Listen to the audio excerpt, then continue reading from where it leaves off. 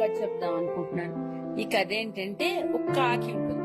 ఆ కాకి ఒక రోజు ఒక హంసను చూస్తుంది నీటి కొలంలో. అబ్బాయి హంస ఎంత బాగుందో, హాయిగా నీళ్లలో ఉంది అనుకుంటుంది. అయితే ఆ హంస ఒక రోజు ఒక చిలుకను చూస్తుంది. అబ్బాయి చిలుక ఎంత బాగుందో, ఎంత బాగా మాట్లాడుతోంది, అందరూ ఈ చిలుక మాటలకి అందరు అట్రాక్ట్ అవుతున్నారు అనుకుంటుంది. అయితే ఆ చిలుక ఏం చేస్తుంది, ఒక రోజు ఒక నెమలిని చూస్తుంది. అబ్బాయి నెమలి ఎంత బ్యూటిఫుల్ గా ఉంది, ఎంత అందంగా ఉంది, ఎంత బాగా డాన్స్ చేస్తుంది, అందరూ ఈ నెమలికి అట్రాక్ట్ అయిపోతున్నారు అనుకుంటుంది.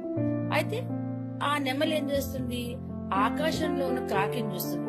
అబ్బాయి కాకి ఎంత హాయిగా ఎగురుతోంది, ఎంత ప్రశాంతమైన జీవితం, తన ఇష్టం వచ్చినట్టు తను ఉంటుంది అనుకుంటుంది.